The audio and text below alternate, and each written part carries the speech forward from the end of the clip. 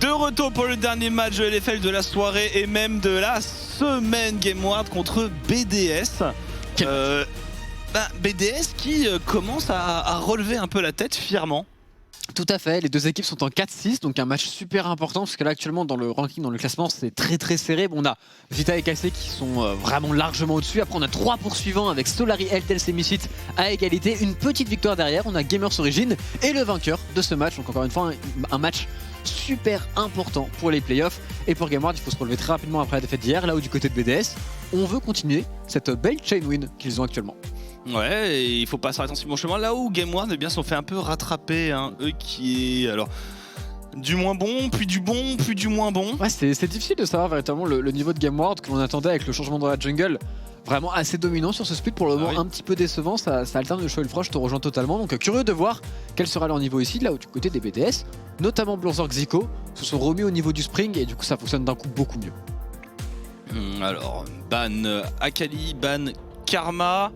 Crèche. C'est un peu bizarre un ban Karma en réalité aussitôt. Après BDS, ils en ont pas mal joué tout de même. Certes. C'est quelque chose qui leur va, même si je pense que c'est pas leur plus beau visage. Ban de Nocturne, évidemment, champion bien trop fort dans la méta actuelle. Est-ce que, encore une fois, on va avoir Gwen Viego d'Open, chose que l'on a beaucoup eu cette soirée de LFL, vraiment ces champions qui ont été laissés ouverts en draft assez souvent et en général ça a été plutôt bien joué, les Viego et les Gwen ont bien fonctionné aujourd'hui. En tout cas les deux ont l'air open, disons que tu laisses forcément les deux open comme ça, first pick Viego, first pick Gwen, tu prends l'autre plus le Varus ou la Kalista et voilà.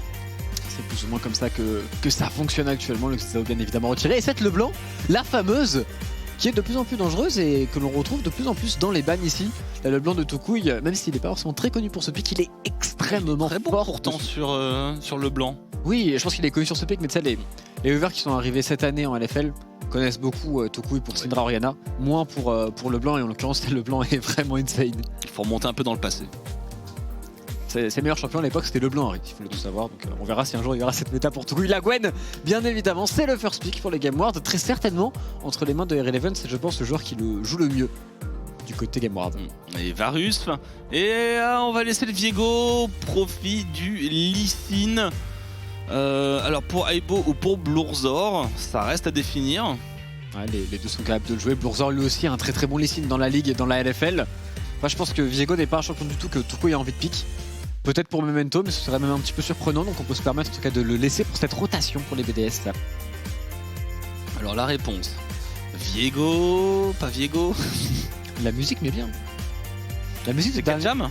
Ouais, pas loin. Hein. C'est pas mal. La musique de la dernière game est à chaque fois plutôt cool. Et Elam qui pique un Jhin into Varus, pourquoi pas, le match-up est acceptable. Et on a déjà vu Elam sur Jhin, il avait été super convaincant. Et j'aime bien, et un Rumble qu'on n'aurait pas vu depuis un moment. C'est pas Locke. C'est pas Locke.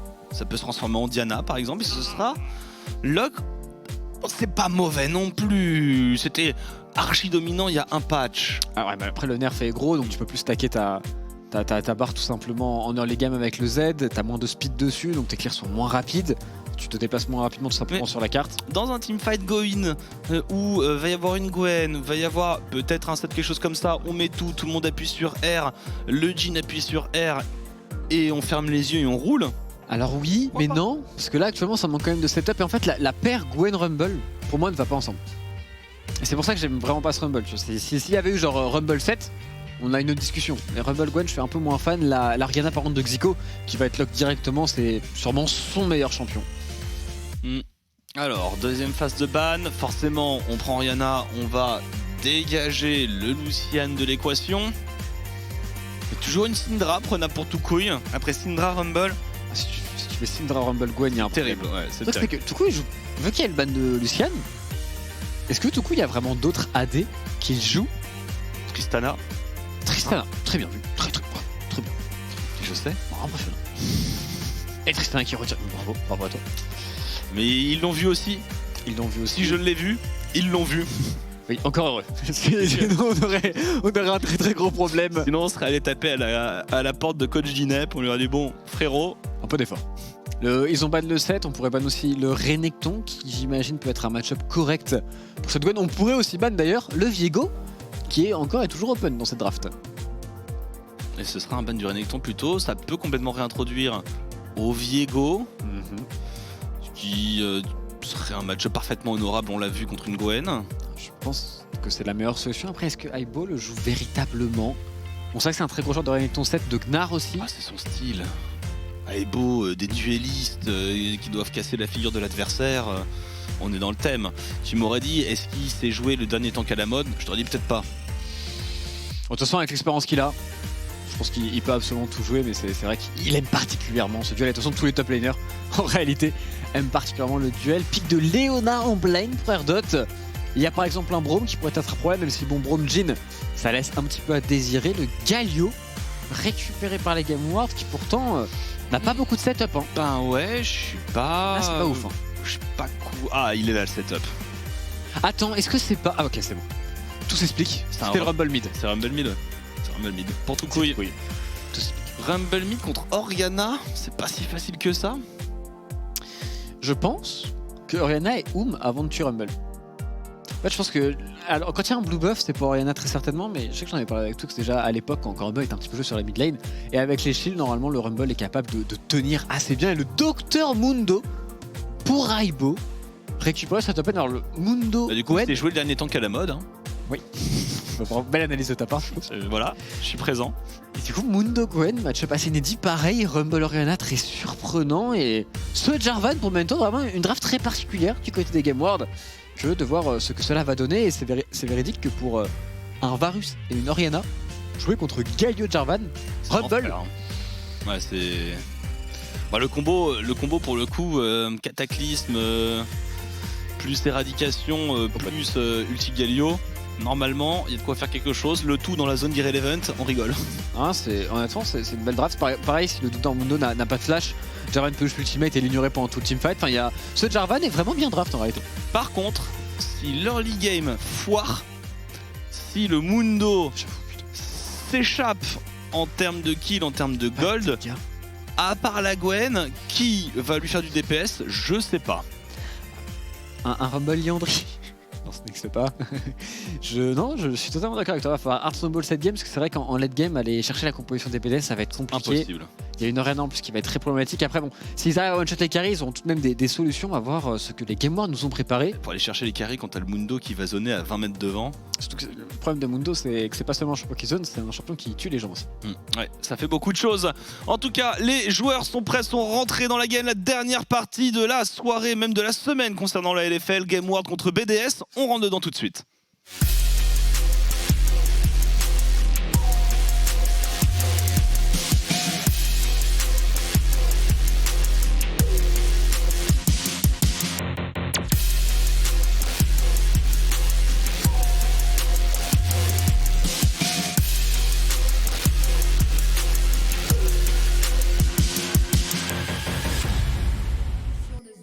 Dernière game de la soirée, comme tu l'as dit, on est parti pour ce Game World BDS très important pour le classement général, pour les playoffs de cette LFL. Et Toucouille qui nous joue un Rumble avec une comète.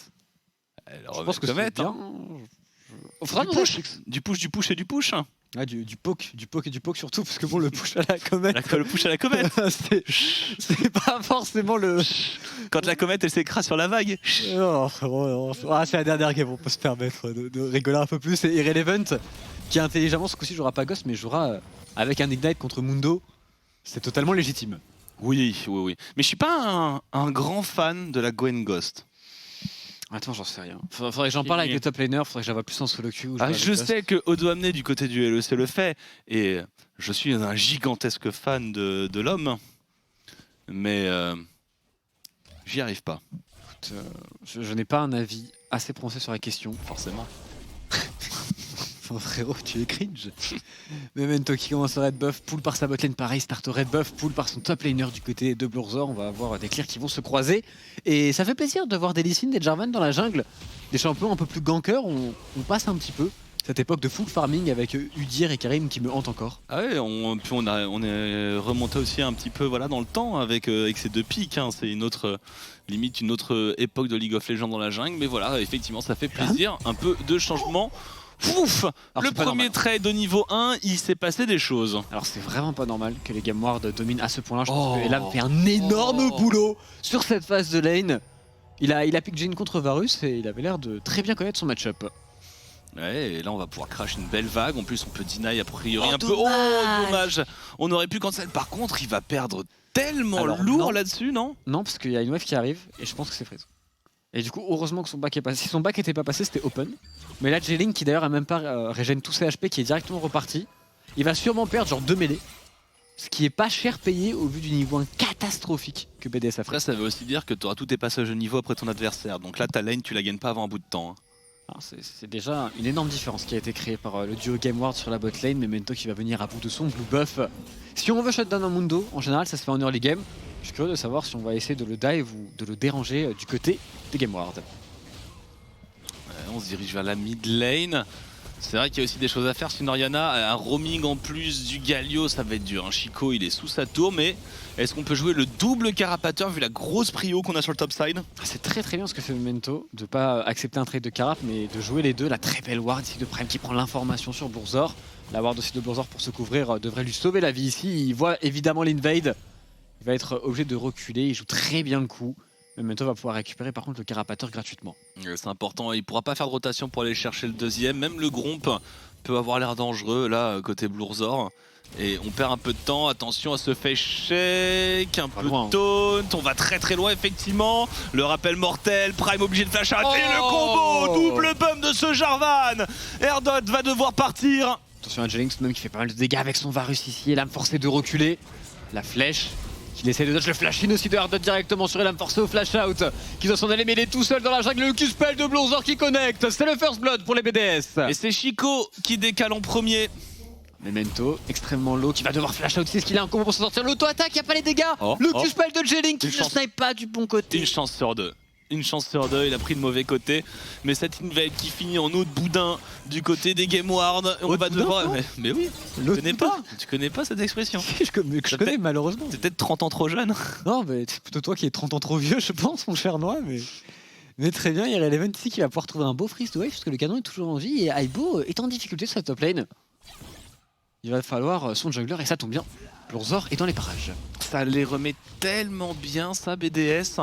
Ce petit décalage de Chico avec un peu de prio, là on n'a pas pu trop suivre du côté de Toucouille, on prend ce kill, ça remet Blurzor devant même, c'est même pas au niveau, il reprend l'avantage dans la jungle. On a pris la vision, non c'est impeccable. On s'est trompé de call, hein. Du côté des Game Ward, fallait juste jouer le double carapateur, le sécuriser à 100%, on a voulu aller trade, on a voulu aller un petit peu trop loin, trop forcer leur avantage, ils se sont fait bien punir par des BDS ici. Et là, il va tout de même récupérer encore une fois le push sur la bot lane.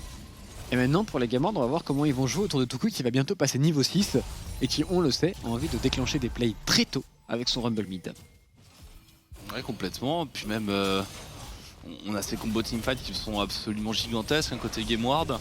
Donc on va forcément chercher les regroupements. En tout cas, le premier dragon qui sera sécurisé pour les Game Ward avec une petite prio bot. On perd pas le nord non plus.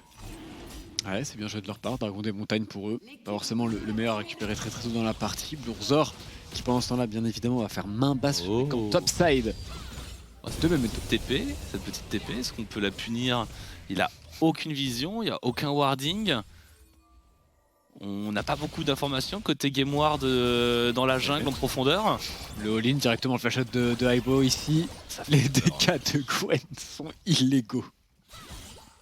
Alors, est-ce que Irrelevant va grid le dive? Si grid le dive et que Blurzor est de son side, ça peut être très dangereux. Peut-être un V2, on c'est Gwen, donc peut-être qu'il va en V2. On va voir ce qui va se passer. Est-ce que on veut vraiment le tenter pour Irrelevant, pardon? Il y a niveau 6 pour Aibo, c'est dur à gérer. Hein. Même avec Ignite, ouais. Ça régène quand même. Hein. Oui, ce serait ça régène, ça court. Ce serait un peu grid. Mais bon, le fait que cette Gwen mette autant de pression, ça force tout de même un petit peu Blurzor de ce side de la carte. Et du coup, en bot lane, en termes de farming, on a pu deny quelques CS avec la présence de Memento. On joue beaucoup autour du Jhin des lames, côté Game Ward. Ouais, on laisse un peu Irrelevant en autarcie. Maintenant, il arrive à très bien s'en tirer tout seul, donc pas besoin d'appuyer outre mesure.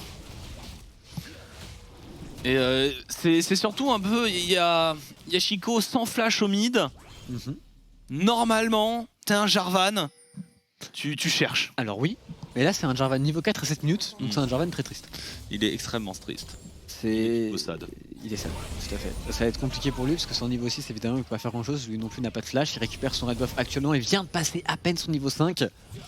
C'est tellement dommage par rapport à l'early qu'ils avaient fait les Game World que ce Jarvan se retrouve autant derrière. Et il veut jouer les carapateurs, ça va qu'on a toujours une belle priorité du côté de la bot lane. Donc ce sera sans trop de problèmes. C'est toujours bien wardé hein, pour BDS. On voit toutes les arrivées, l'éradication, le taunt. On va aller chercher J-Link. C'est bon, on arrivera à prendre le kill sur ce Varus. Est-ce qu'on va continuer sur la dot? Bien sûr qu'on va continuer sur la dot, il n'a plus grand chose. Et il tombera, l'aggro récupéré par Elam qui la lâche tranquillement. C'est Pixel. C'est Pixel perfect. Du côté des Game World, on récupère ce dive ici. Toujours cette grosse pression sur la bot lane. Ce devait de dominant de Elam et Prime qui fait la différence ici. Bon roaming aussi de Tuku qui arrive à trouver son premier play avec son Rumble. Très très bonne nouvelle pour eux et un petit peu naïf côté BDS de se laisser dive alors qu'ils ont vu Tuku arriver, ils ont mis du temps à reculer. Et directement on est incisif pour Prime et ses coéquipiers. Ouais, pour le coup il y avait vraiment plus de TP à faire valoir pour venir aider en quoi que ce soit. La Orianna est en train de faire son reset, le Lee Sin est à la base. Il n'y avait pas de porte de sortie pour la duo lane BDS. Un Game World qui reprend la tête. Oh le kick de Blazor sur la mid lane qui fait la différence et sur Tuku. Tuku qui a encore un flash qui va le tenter. Mais c'est un petit peu tardif et le kill est récupéré par le Lee Sin de Blazor qui devrait en plus enchaîner tranquillement sur Prime. Double kill pour ce Lee Sin. Il y avait un flash aussi sur Prime, il n'a pas voulu l'utiliser. C'est dommage, ça coûte cher à la tour au mid. On va avoir le début sur une shockwave, le kick derrière, on se fait une belle passe. Et surtout Blazor qui attend, qui temporise le taunt de Prime pour réactiver son Q-spell. Qui force Tuku à un petit peu paniquer, à flasher trop tard et Prime qui ne flashera pas lui aussi. Prime pouvait vraiment s'en sortir. Ouais, après s'il garde le flash pour un play agressif, on ne lui en voudra pas trop. Mais c'est un gros throw côté Game World. Ouais, on reprend l'avantage, ça fait le yo-yo au niveau du compteur de gold dans cette partie. Et avec ces kills récupérés, on en a profité pour se mettre extrêmement bien côté J-Link. 2 plaques de sécuriser, on fait payer, on rend la monnaie de la pièce à Game World. Ouais, Tuku qui vient défendre tout seul sur le bot side pendant que ses coéquipiers s'attaquent au héros de la faille. Un assignement de lane assez particulier. On a un ADC du coup Elam qui va jouer sur la mid lane, Tuku qui va jouer en bot lane avec son Rumble ici. Et après tout, pourquoi pas? Ça leur permet de récupérer un héros de la faille. Où est-ce qu'on va le mettre ce héros de la faille? On a un Jarvan, il est niveau 6, il a un flash, il a un cataclysme. Où est-ce qu'il n'y a pas de flash? Au top. Où est-ce qu'on gank? Au top. Oui, je pense que c'est assez simple. C'est très bien résumé et je suis curieux de voir comment le match-up, parce qu'il a quand même pick Gwen contre Viego en connaissance de cause. Victor, Mundo. J'ai dit quoi? Viego. Ok, très bien, je suis honnête. Il a quand même pick Mundo contre Gwen en connaissance de cause. Et du coup, je suis très curieux de savoir à partir de quel timing le match-up va vraiment tourner et va être en sa faveur, si jamais c'est le cas. Je trouve que c'est jamais le cas aussi, c'est possible. Hein, mais... Oh, je me dis que normalement, Gwen contre les tanks, snip, snip, snip. Ouais, mais Mundo niveau 11 fait quelque chose. Hein. C'est vraiment un sacré délire. S'il arrive à temporiser l'Ignite, moi je pense qu'il peut toujours gagner. Après, il y a un conquérant du côté de la Gwen, donc ça peut être aussi un problème. Je suis vraiment très curieux de voir l'évolution de ce Mundo. À mon avis, s'il y a un seul moment, Irrelevant prend l'avantage dans le match-up, que ce soit par un kill, par du farm, par un gank qui dînait une belle vague, c'est terminé. Certes, mais tant qu'il le fait pas. Ah ouais. Mais ça n'a pas été fait pour l'instant, donc je pense qu'effectivement ça reste jouable. Oh, Siko qui joue très agressif, qui shockwave Tuku qui n'a plus de flash, on le rappelle, et Tuku qui va tomber très tôt dans le fight. Prime qui tente de défendre au maximum, l'ultimate est très bon du côté de Memento. Siko qui s'est retrouvé un petit peu bloqué, le flash out ici qui va survivre, pourquoi pas, avec le stun de Tech qui était très bon. Ah, il manque pas grand chose pour venir chercher Chico. Chico qui a été obligé de flash out hein, dans le cataclysme éradication. Il y avait même l'ulti de Prime qui avait été rajouté et ça va laisser une contestation de dragon un peu compliquée. La chaîne de corruption s'est suivie par la Léona d'Ardot et on va continuer. La charge qui ne passera pas côté Memento, le heal pour Kai du côté de J-Link. Irrelevant qui est arrivé, qui n'arrive pas à trouver de kill avec son ultimate ici. On a aussi l'arrivée du Dr Mundo, téléportation de Tuku qui revient dans le fight. Ouais, mais il y a le Mundo il a tout, il a un ulti, il va commencer à lâcher des machettes. Appuyé par Chico, il a pas encore sa shockwave Chico. J-Link qui trouve un bon poke aussi, Ardot qui n'a plus de mana, c'est difficile de fight pour cette Léona. On ne peut pas enchaîner 2 spells, Aibo qui vient se mettre en écran, qui vient s'opposer à toute la composition de Game World, qui va être forcé de reculer. Est-ce qu'on veut fight avec l'arrivée du Jhin? Il y a un ultimate sur ce Jhin, mais non, on va juste laisser ce dragon. Aibo qui s'avance d'ailleurs beaucoup et le héros de la faille qui a été incanté par les Game World. On veut pas s'arrêter là. Le héros de la faille on va le laisser passer, il va prendre des plaques qui vont revenir à Memento. Ce Mundo. Et le Mundo, insensible au contrôle sur ce moment. Blourzor qui va essayer de prendre le kill. Il se fait sniper. Irrelevant qui prend beaucoup de dégâts, le flash ligne de Prime, ici le taunt est très très bon, mais malheureusement il n'y a pas forcément les dégâts. Et Elam qui tente, qui donne absolument tout avec son jet, mais il ne peut tuer absolument personne. Double kill pour le Mundo de Aibo. Aïe aïe aïe aïe aïe. Catastrophe. Oh, l'éradication elle vient de revenir. Et la charge de Memento, c'est un véritable boxon dans la faille de l'invocateur. On va essayer d'aller chercher tout coup et les coups de tour. Et gros, un boxon quoi. Boxon, marasme, c'était quoi l'autre? Ah ouais, mais au bout d'un moment, si t'as jamais ouvert un dictionnaire de ta vie. Non mais je les connais ces mots, c'est juste que plus personne ne les utilise, c'est tout. Genre. Bah si, les gens avec du vocabulaire. Il y a Carnage qui vient de me dire dans mes oreilles: oh le Desco, je suis mort venant de Carnage. C'est une putain de honte. Aibo ici en difficulté face à Memento qui récupère son ultimate, qui le met directement. Ce Mundo qui tank pour le moment très très bien et qui va s'en sortir. Mais que se passe-t-il déjà? 14 kills en moins de 13 minutes. C'est le zoo. Et dans tout ce remue-ménage, tu vas juste me trigger toute la soirée. 2000 gold d'avance pour les VDS et qui ont récupéré leur dragon. Et un Aibo qui va revenir sa lane avec son de Mercure, avec du stuff qui commence à avancer, qui va devenir de plus en plus difficile à tuer. On l'a vu dans ce teamfight, vraiment le travail de ce Mundo a été impressionnant, mon cher Noah. Ah, il tank, il met les cleavers. Il arrive à créer un peu d'espace. Là, il enchaîne le rappel mortel. Blourzor, il se fait instant par Irrelevant. Ouais, les dégâts sont très convaincants. Aibo Xico qui joue très très avancé, qui met une belle shockwave. Et derrière, malheureusement pour Prime, on n'arrivera pas à clean up, on ne récupère aucun kill. On a l'ultimate de Tokoi qui revient, donc on va voir Xico qui back à un endroit un petit peu particulier, qui se fait punir. Il s'est passé beaucoup de choses en quelques minutes et celui qui en a le plus tiré son épingle, je pense que c'est le Mundo en 2-0-2 actuellement. Gantelet cryopyrique. Et là, il va devenir très très gênant. Je pense que la game est open. Ne serait-ce que par le pic de Mundo. Il est invincible, plus personne ne peut le tuer. Il va passer niveau 11. C'est GG. Une botte de mercure en plus. Après, j'avoue que Gwen est censé être un champion qui doit... C'est Gwen, la meilleure chance de tuer Mundo, c'est Gwen. Bah je pense, mais bon, Mundo 2-0-2... En 1v1, est-ce qu'elle peut le tuer? C'est-à-dire que dans le pire des cas, il est pas à l'aise, il s'en va en marchant. Il lui lance une mallette ou deux et il s'en va. Oui, je te rejoins totalement. Surtout qu'il y a un Ignite, il n'y a pas de Ghost pour poursuivre du côté de la Gwen. C'est vrai, il n'y a pas le Ghost. Du coup, après, l'Ignite évidemment dans ce match-up est totalement conseillé. Est un très très bon choix du côté d'Irrelevant, les Game Ward qui se déplacent sur le top side pour menacer pourquoi pas J-Link d'un dive. Et on le voit, un J-Link sans flash avec son Varus, il peut pas jouer. Non, il va se montrer prudent. Sur le bot side, Irrelevant qui ne va même pas essayer. Hein. Il a assez peu de vision au niveau de la river. Il sait pas si ce Mundo est seul. Il a pas envie de prendre une charge. Et du coup, on va laisser Aibo faire ce qu'il veut.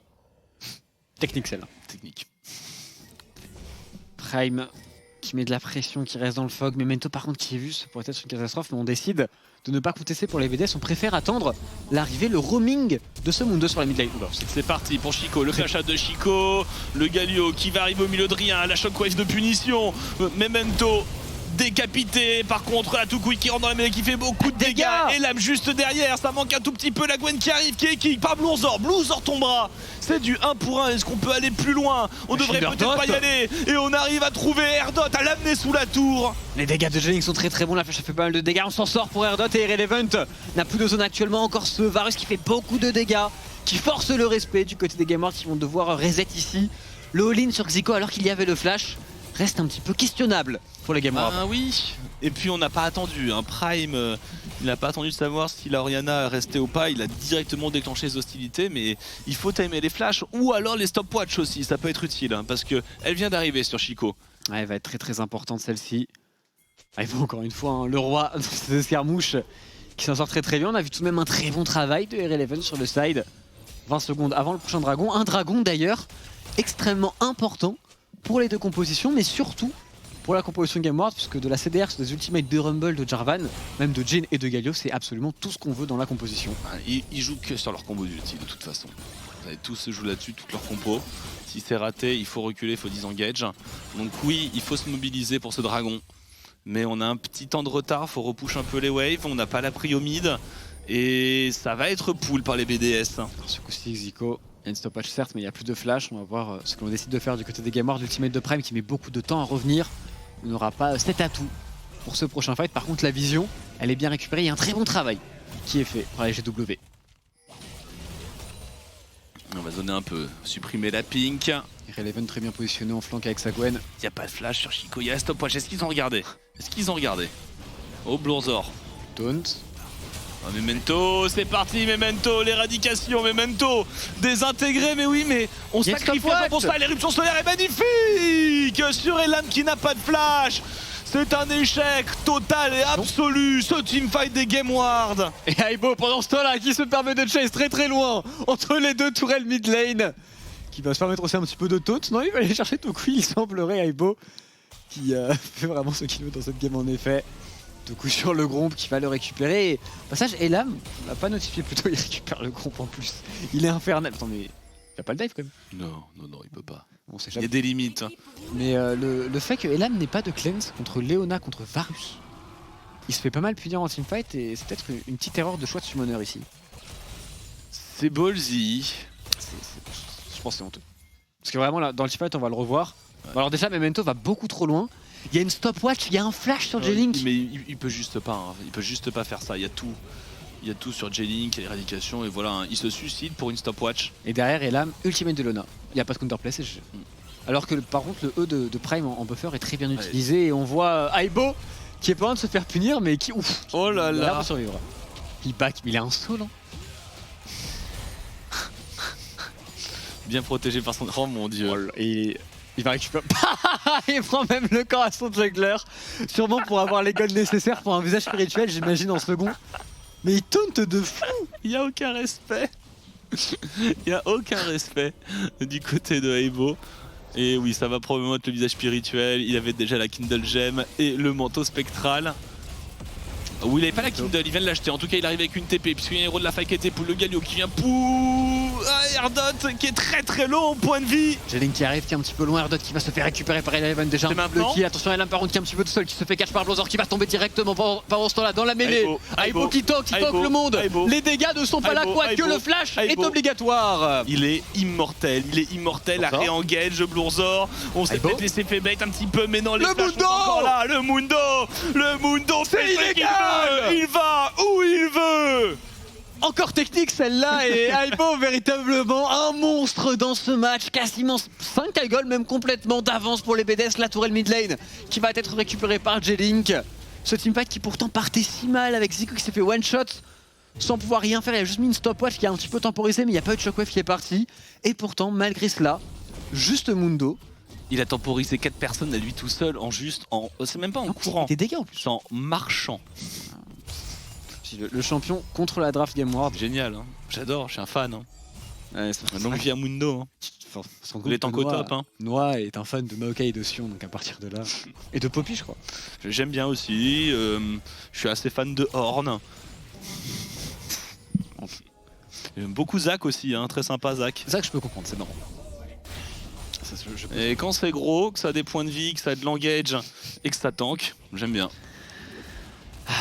Chacun sa passion, hein, traitons. Ouais, non, mais c'était juste bizarre, mais tranquille.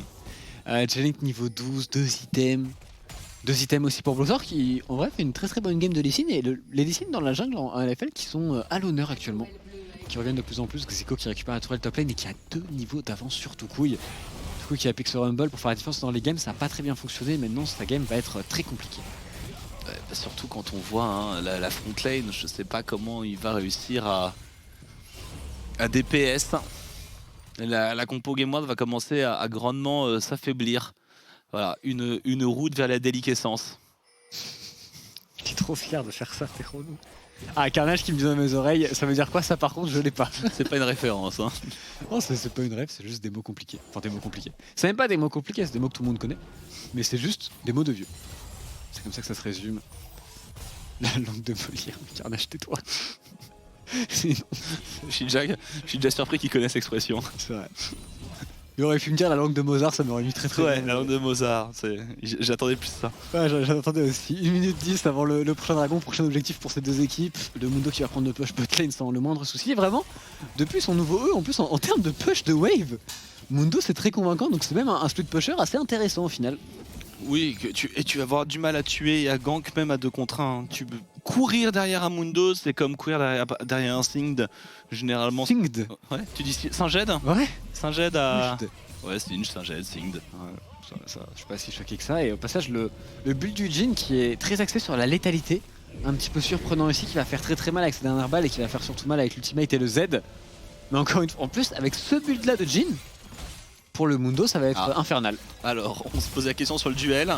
Le duel, snip, snip, snip. On recule tout de même, on n'y va pas all-in parce qu'on n'a pas trop de vision non plus du côté de Aibo, mais on voit que il est plutôt à l'aise. Oh, Memento. C'est fait check par Bloodzor, bien évidemment le 1-20 est remporté normalement par ce Lee Sin qui va devoir dash out puisqu'il est arrivé de Prime. Par contre les contrôles qui s'enchaînent mais les dégâts ne sont pas du tout là. L'arrivée de Aibo, le titan. Aibo, qui se met pas devant l'éradication. Aibo qui marche dans le couloir et on ne peut pas l'arrêter. Snip finalement peut-être la mort de Aibo. Snip, snip, snip, ça ne suffit pas. Quelle insolence, quelle audace. Et il tank absolument tout et il taunt Aibo qui ne tombe toujours pas dans cette game. Par contre, il n'a plus d'ultimate, le fight peut être un petit peu compliqué, mais on est trop low du côté des Game Lords. Bloodzor aussi, qui s'est beaucoup trop chauffé, à rappuyer sur l'onde sonore, à essayer d'aller chercher un Jarvan qui lui aussi avait une stopwatch. Ouais. Mais c'est toujours tellement drôle un Mundo ultra fed. Bon. Enfin, quand tu joues contre, c'est moins drôle. Oui, c'est moins drôle, et puis quand la première fois que tu le commandes, c'est rigolo, la 25e fois, ça commence à te peser un peu. Mais là, ce soir, en dernière partie, après une petite musique 4 jam, ça met super bien. Les dernières games de la LFL qui sont en général de véritables bangers, et on notera que Genic est très intelligent, puisqu'il est en train de faire Zhonya en 3ème sur son Varus. Ce qui est très important et très, je pense, très smart contre la composition adverse. Ouais, complètement. Ça probablement lui sauvera la vie. Quel skin en plus exceptionnel. J'avoue que j'avais une petite préférence pour le skin Exatic avec la voiture rose qui me faisait particulièrement chavirer mon cœur. Niveau 13 pour Genic aussi qui a deux niveaux d'avance. Il y a trop d'expérience d'avance actuellement pour les BDS. En globalité, il y a aussi 6 gold d'avance. Et le Mundo, âme du dragon des nuages, triple dragon nuage, avec un ulti toutes les 25 secondes qui le fait courir à Macbal. On est bien. Alors, je pense que c'est quasiment... Bon alors, âme des montagnes c'est encore plus drôle. Mais l'âme des nuages c'est aussi très très marrant sur Mundo. C'est très important pour la composition des BDS qui ont des ultimates assez clutch. Mais là, plus on avance dans le match, plus ça va être difficile pour les Game Ward. Au-delà du Mundo, même le scaling d'une Oriana, d'un Varus qui va faire très très mal et qui vont être difficiles à aller attraper parce qu'il y a 2 Zhonya tout simplement. On s'est vraiment bien adapté à la composition adverse du côté des BDS. Entre les flashs, les Zhonya, ils sont quasiment impossibles à attraper. Ouais, soit tu focus un Lee Sin, Éviscérateur plus Sterak, soit une Oriana avec, enfin soit un double Zhonya, ils mettent tout. Ils mettent tout sur Aibo, mais Aibo qui tank. Par contre, Erdot lui tank un petit peu, il prend beaucoup de dégâts. Aibo forcé au flash out. La Leona qui va flash out aussi, mais qui va tomber tout de même sous les coups de R11. C'est un mauvais fight pour les BDS qui n'étaient pas présents, qui ont mis beaucoup trop de temps à débarquer. Et surtout, Xico n'avait pas de mana. Non, très très low. Il va pouvoir back TP tout de même si on essaye éventuellement de jouer un Baron Nashor. Est-ce qu'on le tente pour les Game Ward? Non. C'est compliqué. Le truc, c'est qu'ils n'ont pas de dégâts en plus pour le Nashor. À part Gwen. Bloodzor qui touche l'onde sonore, qui pourrait tenter quelque chose ici, qui joue très agressif. Et là, qui prendra le push sur la mid lane. Et encore une game très mouvementée, on en a eu beaucoup ce soir en LFL. Bah, en ce moment, de toute façon, les pronostics, alors à part Chips l'architecte, c'est honteux. Alors par contre, moi j'ai pronostiqué BDS et je suis le seul. C'est vrai. C'est vrai, et je vais avoir un 1 sur 4, 1 sur 5 si BDS gagne ce soir. C'était lequel ton bon pari? Le premier. Ah si, c'était MCS que t'as parlé contre Lucid Dream. C'est ça. Les BDS qui par contre eux entament ce Baron Nashor. Attention, les dégâts sont pas forcément très convaincants de leur côté, quoique ça tombe très rapidement. Ça va vite, ça va vite. L'engage par contre on turn, on veut aller chercher Memento qui va pouvoir dash out. L'éradication, ça sent pas bon pour les Game Ward, faut partir de ce bourbier. Irrelevant par contre dans la backlane qui fait un gros travail, qui force le flash out mais qui va tout de même tomber pendant que Bloodzor a réussi à terminer. Tout coup il y a stoppage de Irrelevant qui est très très bonne, il essaie de se repositionner. Aibo est dans la mêlée, c'est un monstre, il fait absolument ce qu'il veut, on ne peut rien faire pour le Game Ward à part mourir. Et l'âme qui n'a absolument pas de dégâts avec son pic de Jhin. Et ce sera un Baron Nashor qui partira dans les mains de BDS. Ils ont rien pu faire. Le problème, c'est qu'ils sont arrivés sans la vision, un peu à l'arraché. Ils ont mis 2 ultis qui n'ont pas vraiment fait mouche. Et derrière, malheureusement, s'ils font pas un parfait combo de teamfight, Aibo a juste alors marché de Memento qui tente sur J-Link et J-Link dans le plus grand des calmes qui prendra son contre 1 et qui du coup... Et qui Zonia derrière. Ouais, il flex. Après... Golden Varus. Est-ce qu'il mourrait d'un Q-Spell Jarvan? Non. Pas. Mais de toute façon, c'est toujours rigolo de pouvoir avoir un Golden Varus. C'est vrai, c'est bien vrai ça. 1 minute avant le prochain dragon. C'est une dame des nuages pour ce Mundo qui en plus va passer niveau 16. Ça va être le cirque, on revoit ici Memento qui essaie de se repositionner, le très bon travail de Blurzor, surtout qui va chercher très loin. Tout de même, Irrelevance qui tente un maximum sur J-Link, qui met beaucoup de dégâts, qui va prendre un shock-off, qui prend le focus de 3 joueurs BDS mais qui va tout de même tomber au final. Et derrière, Aibo dans la mêlée au contact sur Elam et sur Prime, il n'y a aucune solution pour la botlane Game Ward. Il peut pas jouer, hein. Elam. Éradication encore, mais il y a peut-être plus assez de dégâts maintenant. Irrelevant devrait tomber. J-Link aussi, c'est du 2 pour 1 à l'avantage de BDS. Pour ce Roadchase sur Toukou, est-ce qu'on peut connecter une onde sonore ici sur le Rumble? Oui, c'est chose faite et on devrait tomber pour Toukou, rien à faire contre le jungler des BDS et Elam qui court alors que Aibo le pourchasse sur toute la map. Ah, il va pas le lâcher, hein. Si, quand même. Ah non, regarde. C'est un troller en vrai. Attends, il va vraiment faire ça? On entend au passage, j'entends des trucs dans le Sachol. J'entends le chat, on a le son du chat, donc je suis sûr que Aibo est en train de chatol en mode reviens là mon frérot, reviens là Elam, pendant que son équipe est en train de terminer. Oh, il buff les sbires, Nashor pour mettre plus de dégâts sur Elam à la côte. Chase, mais on est où? Vous êtes des joueurs professionnels, un peu de respect, un peu de sérieux. Qu'est-ce que c'est que ça? Il y a le Jarvan qui arrive. On trouve la grenade. Oh, Elam, il va falloir juke. Oh, c'est la fin de la course. Oh, c'est une honte. Il l'a poursuivi du dragon, même pas, il a poursuivi de la bot lane jusque là. Petite demande à l'analyse après. Quoi qu'il arrive, mettre Aibo MVP s'il vous plaît. Même s'il vient à perdre la game, m'en fous, Aibo MVP. Ah ouais, incroyable, c'est dans le thème de la question du jour. C'est quoi la question du jour? C'est de savoir si on pouvait avoir un joueur MVP dans l'équipe perdante. Ah, intéressant. Erdot qui prend beaucoup de dégâts, qui lui va devoir tomber. Par contre, les BDS à shockwave de Xico et le kick enchaîné de Blurzor, c'est très bien joué de leur part. Ah, c'est pas fini. Il y a les renforts, mais ils peuvent pas tuer le Zonia. Non, c'est pas le Varus, c'est la Rihanna Zonia. Il y en a trop maintenant dans cette game. Ça marche aussi avec le Varus. Triple kill pour Blurzor, bien évidemment, sur son Lee Sin. Et on peut normalement conclure cette game. Il y a 15 000 gold d'avance. Il joue avec la nourriture déjà depuis 5 minutes. Ils se sont un petit peu amusés. En termes de draft, je pense qu'il y avait un gros différentiel. Avec Elam qui est parti sur de la létalité, on l'a vu personne pour tuer Aibo. Bien trop tanky, qui met sa stunplate un petit peu dans le vent et on va tranquillement conclure cette game pour des BDS. Un petit coup de fil, tranquille. Qui vont du coup être au même niveau que les Gamers Origin et une toute petite victoire derrière la 3ème place occupée par LTLC, Misfit et Gamers Origin. Nice prono, nice prono.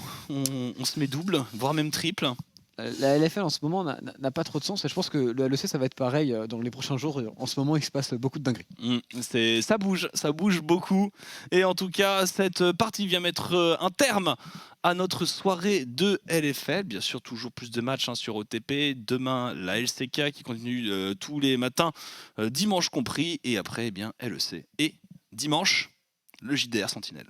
À 18h et pas à 20h. 18h où je te promets, j'aurai un rat qui s'appellera Tréton.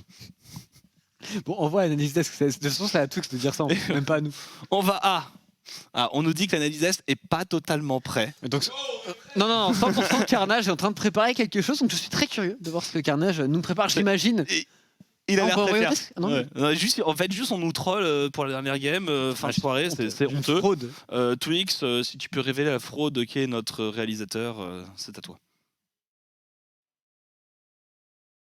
Je le trouve très compétent notre réalisateur, mais en ce qui concerne vos transis, c'est quand même pas ça. Bon, quoi qu'il arrive, les BDS qui s'imposent face au Game, et ça fait 3 victoires d'affilée pour BDS, messieurs, et quand on sait la situation compliquée dans laquelle ils étaient dans ce début de Summer Split, bah forcément, voilà, ça fait sourire. Ils se mettent un petit peu dans la même dynamique que les LDLCOL ou les Gamers Origin, l'accélération de fin de saison. C'est un vrai truc. Hein. C'est un vrai truc. Ouais, c'est le comeback clairement des BDS. Je m'attendais plus à voir ce comeback là du côté des Game Ward, mais qui eux du coup vont clairement tomber ici. Force à eux, hein. Pas beaucoup de réussite sur ce split, mais les BDS très convaincants, un peu comme tu l'as dit à l'image des Géos, une vraiment très sympathique série de victoires pour clairement aller chercher peut-être les playoffs. Bon, nos commentateurs ont un petit peu vendu la mèche. Est-ce qu'on fait face, messieurs, à une draft diff ici? Alors, draft diff, je sais pas, mais en tout cas, on sait que Game One a un peu tout basé sur le combo Jarvan Rumble, qui est un combo de C'est old school. l'époque des grands frères, quoi. Donc, malheureusement, maintenant, on sait comment jouer contre, et surtout, maintenant, il y a l'accès à la stopwatch sur quasiment tout le monde, et on a vu que ça neutralise complètement la combo. Ouais, il y a de l'idée. On sait que Jarvan, il avait reçu un certain buff, voilà, sur son shield. C'était peut-être intéressant de l'avoir dans un aspect, hard engage contre les compositions qui veulent maintenir la distance. Mais clairement, le Jarvan Rumble, ouais, ça n'a pas l'air d'être banger hein, sur le League of Legends de 2021. Alors que Mundo, moi j'ai envie de jouer de la voiturette. Hein. Mundo c'est quelqu'un, là on voit justement le fameux combo avec Memento qui va un peu trop deep, le follow-up qui n'est pas efficace puisque J-Link a simplement appuyé sur le petit bouton stopwatch et tout est à refaire, on perd 2 ultimates très importants et derrière c'est re-engage facile avec le fameux Mundo comme tu en parlais qui a fait office de frontline et qui a fait office de tout dans cette partie tant il était libre de s'exprimer. Et voilà, bon, disrespect massif, il va entre les deux tours. Un peu plus tard dans cette action, il va même voler le gros que Tuku y avait passé peut-être 1 heure à faire. Donc ouais, c'était quand même gratuite et quand il y a ça, tu ne peux plus revenir quoi. Ah, c'était un peu FF, on en parlait, c'était un petit peu open quand tu vois le Mundo qui est quasiment imprenable. Alors c'était un match-up contre Gwen quand même. Est-ce que vous estimez qu'il y aurait pu avoir une autre issue? Parce que Gwen c'est censé être compétent face au tank. Est-ce qu'on l'a senti dans ce match? Je pense qu'elle aurait pu prendre l'ascendant. On le voyait quand elle avait un petit peu plus d'objets là au niveau du bot side, ça envoyait clairement avec l'Ignite en lane. Je pense que ça aurait pu le faire. Mais malheureusement, c'est parti dans le sens du Mundo. Et c'est vrai que c'est des champions, Lee Sin, Mundo, quand tu passes devant et que tu as vraiment cette avance de tankiness, derrière, tu la lâches plus vraiment. Surtout quand en face, tu n'as pas beaucoup de dégâts constants et surtout du burst avec le Jarvan Rumble et surtout le Jhin Galio. Enfin, ils n'arrivaient pas à passer cette couche de tankiness avec leur burst. Et du coup, derrière, le Mundo régène ses HP, tue tout le monde. C'est du solide. Il fallait claquer la game beaucoup plus vite que ça. C'est certainement la conclusion qu'on peut avoir. Alors, les Game Ward, ils n'ont pas démérité parce que l'early game était vachement proactive. Le dive sur la T1 bot était très très propre, in-out, sans perdre qui que ce soit. Mais une fois dans le mid-game, c'est vrai, on a eu aussi le renouveau du Lee Sin de Blonzor. C'est la journée du Lee Sin un petit peu dans la jungle. On est content de revoir le moine aveugle sur ce poste-là. C'était relou de le voir en solo lane. Je pense qu'on préfère toujours du Lee Sin que du Udyr Volibear. Donc moi perso, ça me fait plaisir. Alors, on me dit qu'on va avoir le chat justement, là, le fameux chat. Ah non, on n'arrive pas à drag and drop la fenêtre, je crois. Mais visiblement, il y a eu du slash all sur cette phase de chase plutôt. Donc voilà, Mundo qui réclame son dû. Et vous pouvez voir que c'est tout se fait dans la bonne humeur. En tout cas pour Mundo. Dans la bonne humeur pour Mundo, c'est certain. Les dégâts. Oh my god. Attends, mais on a un top damage Mundo là, je crois. On a un top damage Mundo. C'est bien ça. À 29 près.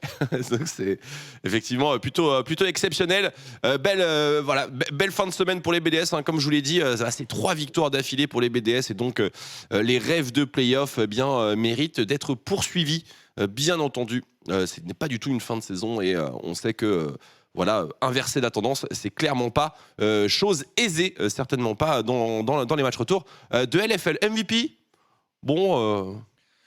est-ce que le MVP va où il veut ou pas? Parce qu'il y a eu un beau Bloorzor. Oui. Si J-Link, il a pas mal légolassé la game. Il y a débat peut-être. J-Link a pris beaucoup sur lui. On va dire qu'il a beaucoup épongé la pression. Bloorzor a fait une game sur laquelle il est irréprochable. Mais en même temps, top lane, voilà, le Mundo, quoi. Ouais, je suis d'accord. Alors, MVP, most valuable personnage, peut-être, Marex. Après, il était contre un personnage qui vient également d'une dimension parallèle, donc ça équilibre un petit peu le tout. C'est vrai, ça apporte du mine contexte. de rien, Gwen Ignite en lane as Mundo, je pense que il y a quand même des choses et des timings à respecter. Je suis d'accord, allez, c'est vendu. Ice Visto qui va récupérer ce MVP. Les points de swag ont joué certainement pour ce résultat. Mais voilà, on est ravis de pouvoir le couronner après une game où il a su nous distraire. Et d'ailleurs, on va l'accueillir immédiatement sur le bureau d'analyse. Ice Visto, Aibo, good evening man. How are you doing? Do you go where you please? Of course, bro. I love this champion. Seriously, I love the new quotes as well. I don't know. This champion is so good. Well, talk to us about this pick. How does it feel to be unkillable, and was it hard to lane against Gwen, which is a pretty convincing matchup? Yeah, of course. Like when I picked Mundo, I knew the lane would be super hard. Against Ignite Gwen, it's actually super hard. And like, but after against enemy picks, it's kind of easy to play because like they have no damage for me. I can just like go alone. 1 versus 4. My team kills Gwen, and that's basically it. Like I don't, when like people have no damage on this pick, like it's so fun to play. Seriously. And fun to walk around with this Mundo. Were you wearing the best skin? Because we believe here it was this skin is quite insane. Do you love the car, the little car? Yeah, actually, I'm playing the skin because of the car. So it's kind of hard for me to talk because I can hear myself, which kind of like disturbs me. But I will try to. All right, it's okay. We will try to fix it on our hand too, if we can. Another thing, Icebeast, 3 wins in a row, and considering the rough summer split start you had, you must be pretty relieved. Let's talk about this comeback you are kind of making in the second round robin. How did you manage to find your way? Which points did you work on, and what was the trigger to your comeback? I think everything, kind of like we actually found our identity, and I feel like we are learning way more from scrims, like from the games reviews and stuff, because we have like one more person on coaching stuff, and I think that helped us a lot. And also, yeah, as I said before, like we are playing like our comfort picks most of the times, and like which actually helps us a lot because we can focus more on talking instead of like game mechanics. I mean, champion mechanics. That's what I meant, and that's basically it. Yeah, I think like even the best teams have their kind of identity, and if they play something else, it's kind of like different. Maybe G2 cannot like really find themselves in current meta. That's why they are losing also, and yeah, that's basically it. I think we found the way. When you speak about identity, are you referring to the support playstyle you had a few weeks back with the Karma, with this kind of setup? Do you feel you were going maybe in the wrong direction for you as a team? This as well, but I mean I don't want to share too much, but I think like for sure the support picks on top are kind of strong as well, but for our team, like maybe there's something different. For example, the Mundo pick, like I can just walk along, like do the vision for myself. I can play 1 versus 2 even on lane. Like I think it's really individual for like everyone about the picks, but I think like Mundo is our team identity as well. So I hope it won't get banned anytime soon. Well, there are many bans to do in nowadays meta, so we can be hopeful that you will be able to play this Mundo again. So now the race to playoff is it's passionating because we have so many teams that are stepping up, some teams that are kind of discovering they can be struggling. K-Corp, Misfits are kind of going downhill at the moment. What's your take? Do you believe the upcoming team are maybe finding a new way to challenge the top, or maybe the top is kind of slowing down and not finding new recipes to keep the lead? I actually don't know what happened really to K-Corp that they did 0-2 week. It's like kind of surprise for me. I thought they were like the best team. They could play like through mid really well. I think maybe that's the reason they didn't like. I think Saken wasn't playing his like comfort picks recently. For example, if they like pick something else like Danakali that can get mid prio even with Jungler, then I think they would come back, and I think that's the reason K-Corp lost. But about Misfits, I'm not really sure. I think they just had a bad week, to be honest. Like I think Aggressivo and Akali should carry the previous game, but I think something happened. Like it was kind of unlucky that Viego got all the resets on bot fight against Vitality, Misfits against Vitality, and I think that was kind of unlucky for Misfits. I think Misfits is still pretty good. Same for K-Corp, obviously, but K-Corp I think needs to go back to the style that they were playing. And I'm actually surprised about the other teams as well. I think Solari is doing pretty well, even if they lost today. Yeah. I think there is like more teams as well doing pretty well. Yeah, Gamers Beside us. Origin, I think we are going LDLC, up. OL. Yeah, they're exactly. doing quite good at the moment, and they are still trying to some innovative stuff. And to end, I want to ask you: do you believe, as a Mundo believer, do you think it's playable with Yuumi on the bot side, like LDLC tried it? I think it's not that good. I think on top lane is better because if you are playing Mundo with Yuumi, then I think anti-healing counters you really hard. Because, like for example, people played Garen Yuumi before, and Garen wasn't that healing that much from himself, right? But Yuumi and Mundo, I think it's too much healing for me.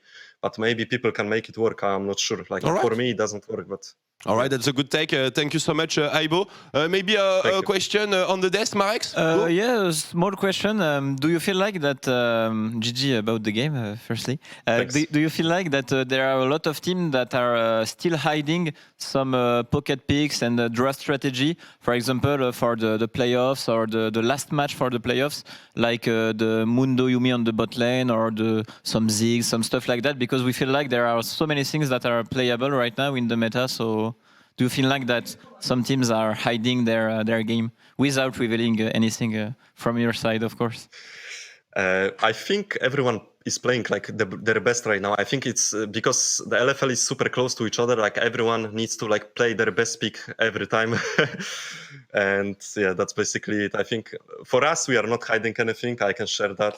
Maybe we do actually. Maybe I will pick something spicy. I was thinking about other picks on top right now, but it was the best Mundo angle, I think, possible, right? So I had to pick Mundo here.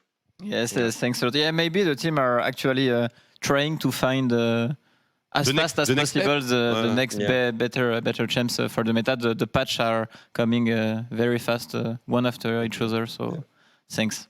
Yeah. And the season is going really fast, so we wish you the best of luck, Aizvisto. Congratulations on having a three-win streak, and of course on having a 2 week. I believe, if we saw correctly behind you, there's a party going on, so maybe your teammates are kind of waiting for you to celebrate. Last words for you, Aizvisto, as usual. Maybe a shout out to the BDS fans who were still behind you despite the rough start of the summer split.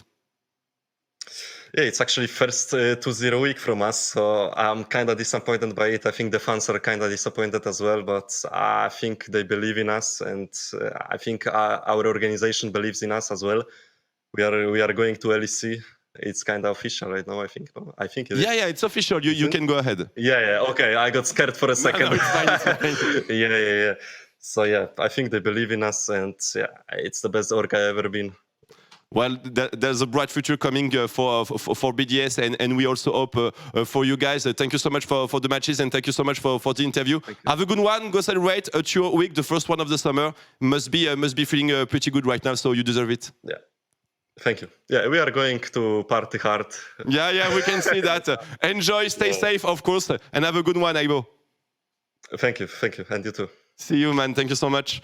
Voilà, Aizvisto, donc interview post-match. Bon, on était cool, on a parlé de Dr Mundo. À l'aise, content aussi que finalement on reparte sur un style qui soit... Bon, je vais pas non plus essayer de spoiler un peu les strats ou quoi, mais un style plus BDS, en somme. C'est ce qu'on doit comprendre de ce qu'il nous a dit. Ouais, de toute façon, toutes les teams se recherchent un petit peu en permanence avec les changements de méta, les patchs, etc. Donc c'est à peu près la même pour tout le monde.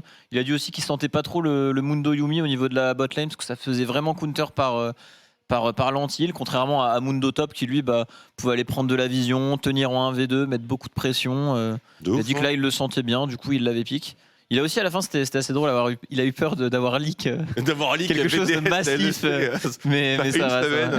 Mais bon, c'est pas très grave. Ils sont dans leur bulle, hein, bien sûr, les joueurs. T'as vu DFG derrière, la petite teuf qui arrive, Chico là, avec les petites danses. Non, mais il faut célébrer, hein. Il faut célébrer, ils ont raison. Ouais, franchement, l'ambiance dans l'équipe, elle a l'air d'être assez fat. C'est toujours très agréable de les voir de ce côté-là, forcément, parce que dans la défaite, on imagine que voilà, l'humeur était plutôt au travail. Mais ils ont su garder quand même un petit peu cette autodérision. Donc voilà, on est quand même content qu'il soit là bien sûr en LFL et en LEC. On a hâte de suivre l'aventure bien sûr pour l'année prochaine. Bon, fin de semaine numéro 5, première semaine de match retour, donc forcément on regarde le classement. Et le classement, il a changé, enfin oui et non, parce qu'on retrouve quand même les mêmes têtes tout en haut, bien sûr, du classement. Mais l'écart s'est fortement réduit, enfin surtout, entre la Karmine et Vitality qui sont désormais à égalité. La Karmine reste devant, car au niveau du face-à-face, eh bien, c'est 1-0 pour la Karmine. On verra au niveau du match retour. Il y a un truc qui me choque un peu, et quand il est dit comme ça, c'est que les Misfits sont une victoire de plus que BDS et Géo. C'est la dingue. Si on aurait dit ça il y a 3 semaines. Ça va vite, ça va extrêmement vite. Autre élément important, c'est que la 3e position, et c'était bien dit tout à l'heure, et j'avais fait une erreur, c'est 3 games derrière quand même. 3 games pour rattraper Vitality et Karmine. Le top 2 semble assez locked quand même, mais il reste encore des matchs, mais bon. Karmine va vouloir se relever, Vitality devrait continuer sur cette lancée, donc on les imagine se battre tout simplement pour le top 1. On a un aussi gros écart entre la 3e et la 2nd/première position qu'entre la 9e et la 10e. Tout de même, donc effectivement, l'écart commence tout de même à se préciser. Entre les deux, on a un énorme peloton. Il y a 2 games entre les Misfits et les MCES, donc de la 3e position à la 9e.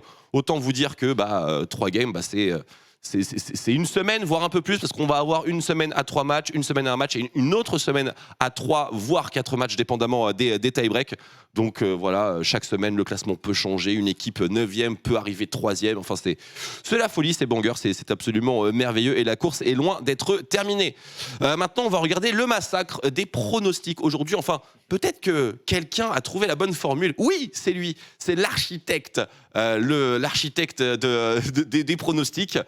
Il a flippé toute la soirée et il est retombé sur ses pattes. C'est impressionnant.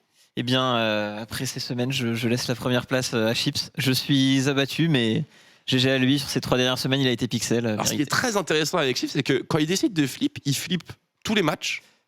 Pour moi, il va pas de main morte. Je pense pas qu'il soit un flip. Honnêtement, il a fait que du 4 ou 5 sur 5 pendant 2-3 semaines d'affilée. Là, il a juste, il sentait bien la forme des GOL DLC, il a osé. Je pense pas qu'il était dans un mood de vraiment flip. LDLC K-Corp un peu quand même. Je pourrais lui demander, mais je pense pas tant que ça. Un seul bon prono pour moi, effectivement. Alors, dernier ex-aequo avec le retraité de 22 ans. Qui n'est nul autre que Tréton. Toi, t'avais 2 bons pronos. Écoute, attends, mais j'avais un seul prono de bon ou 2 ? J'avais pas vu. Un seul. C'était lequel ? MCES. MCES ? Ok, d'accord. Parce que je tiens à dire qu'à la base, on m'a mis Vitality au lieu de Solari. Et je vois qu'à la 2e asset, on m'a remis Solari. Donc, je sens que ça fait bien son travail derrière. J'étais bien content d'avoir une petite victoire gratos. Mais bon, rattrapé par les autorités OTPiennes, c'est... Bien joué à vous, évidemment. Bon, écoutez, voilà qui conclut notre 5e semaine. Bien sûr, merci à tout le casting staff pour son excellent travail, bien sûr, toutes les personnes devant et derrière la caméra. Et également, merci surtout à notre invité du jour, mon cher DFG. Alors, DFG San, t'as passé un bon moment ? C'est un régal. C'est un régal d'être avec vous. À chaque fois, c'est trop bien, j'aime trop. Et moi, j'ai envie de passer sur ton canapé. Alors, quoi, notre docteur, bien sûr, je vais faire cette référence-là pour les personnes qui ne connaîtraient pas. Mais moi, j'ai bien aimé aussi tes petits trucs avec Antoine Daniel et tout. Ouais, écoute, ça sort sur YouTube cette semaine. Voilà. Ah ouais. Je te donne l'info pour toi. Allez, sur YouTube cette semaine. Ça arrive. La prochaine personne qui passera dans tes mains soigneuses, tu aurais un spoil à nous donner ou pas encore ? Non, je peux pas spoil encore. Pas tout de suite. Mais c'est prévu ou pas ? Oui, c'est prévu. C'est prévu ? C'est déjà validé ? Il n'y a pas de date, mais c'est validé. C'est banger ou pas ? Ouais, c'est lourd. Allez, comme d'habitude, bien sûr. Mon cher DFG, écoute, en ce moment, comment ça se passe pour toi ? Ça se passe bien, du stream, là c'est un peu les vacances, vite fait. Différentes petites actus, des petits événements. La Team Galaxy, avec Samsung, on représente. Ah oui, avec Shonzi. Sur Wild Rift, avec Sean, Skyheart, Gob et Amsofresh. Très bien. Avec qui ça se passe très très bien, c'est très rigolo. Mais c'est à Skyheart. Team de boomer, vous allez être premier de l'Europe, non ? Avec le meilleur gamer de France. Je crois qu'on est déjà champion du monde de la Réunion, il me semble. Comme ça. Dans grosse équipe, ça se passe très très bien, c'est très marrant. Et c'est un peu boomer e-sport quoi. Boomer e-sport, bien sûr. Moi, je suis ravi de toujours flexer avec vous, les amis. Le mardi, généralement lundi, mardi, quand on trouve un truc. J'espère qu'on aura une petite session incessamment sous peu. Moi, ça me fait grave plaisir de te voir whiner sur des mécaniques de champion que tu ne connais pas encore. C'est vachement marrant. Enfin, que tu n'as pas eu l'occasion de goûter en face à face. C'est plutôt ça, ouais. Toujours très agréable d'entendre DFG Ah ouais, il peut dasher là, ok, d'accord, très bien. C'est moi. Ça met la bonne ambiance. En tout cas, merci beaucoup d'avoir été avec nous. Tu es bien sûr le bienvenu quand tu le souhaites. Voilà, la porte est ouverte, évidemment. Donc, mon cher DFG, toujours un bon cœur de te recevoir sur ce plateau. Et vous, mesdames et messieurs, merci d'avoir été aussi nombreux et nombreuses, comme d'habitude, à suivre la première semaine de match retour en LFL. On se retrouve dès la semaine prochaine pour la suite de la Ligue française. Et on se retrouve quand, mon cher Carnage? On se retrouve un jour plus tôt, non? Ouais, on se retrouve un mardi, on se retrouve mardi prochain, mardi, mercredi, jeudi, on aura 3 jours de LFL la semaine prochaine, ça va être absolument fou, la course au play-off, on vous a mis dans l'ambiance, se précise véritablement, toutes les équipes passent à la vitesse suivante, donc voilà, soyez avec nous pour pouvoir profiter de ce sprint final, et bien sûr, dès demain matin, vous aurez la Ligue coréenne qui vous sera, comme d'habitude, retransmise sur OTP, et si mes assistants pouvaient me donner les affiches de demain matin en LCK, alors, ce serait absolument fou. On va avoir en match d'introduction Genji T1. Exactement. Et ensuite Live Sandbox contre Africa Frix. Genji contre T1, 10h du matin. C'est la suite des programmes sur OTP, bien sûr. N'oubliez pas, demain soir, 17h30, le LEC qui ouvre bien sûr ses matchs retour aussi. C'est la même rythmique que la LFL. Donc on va suivre ça de très très près, quoi qu'il arrive. La compétition se porte bien sur OTP. Merci de la suivre en notre compagnie. On se dit pour la LFL à la semaine prochaine. Et pour la suite de la programmation, rendez-vous demain matin pour Genji T1. Dans cette attente, bien sûr, prenez soin de vous. Des bisous. Peace.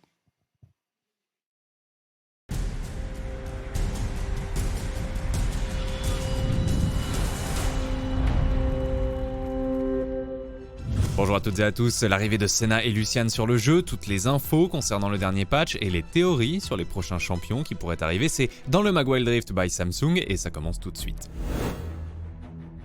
On entame par la mise à jour 2.3b qui a amené, comme souvent, de nombreux buffs et nerfs. Cette semaine, on s'arrête plus particulièrement sur Garen et Irelia. Le premier voit la puissance de son jugement et de sa justice de Demacia bien diminuer parce qu'il est trop constant en termes de dégâts, même quand on le build tank. Irelia, considéré au contraire comme trop faible par rapport à sa version PC, a reçu des buffs pour la plupart de ses attaques, mais aussi sur sa régène de mana. Mais ce patch est presque anecdotique car la vraie grosse actualité arrive en jeu ce vendredi même. Demain, l'événement Sentinelle de la Lumière commence sur toutes les licences Riot. Sur Wild Rift, ça veut dire que Senna et Lucian débarquent en espérant redistribuer les cartes au niveau de la bot lane. Ils amènent avec eux quelques cosmétiques liés à l'event également, mais c'est surtout histoire de faire patienter les joueurs jusqu'aux prochaines sorties de champions. Cette semaine, on ne finira pas sur un guide comme d'habitude, mais sur les dernières théories en matière de lore. La principale, c'est que vu que c'est l'attaque de Demacia par la ruine qui amène l'événement Sentinelle de Lumière, il y a de très fortes chances pour que Vigo, Thresh et Akshan débarquent très bientôt dans la faille mobile. C'est tout pour nous, on se dit à dans 2 semaines pour un prochain numéro du Mag Wild Rift by Samsung.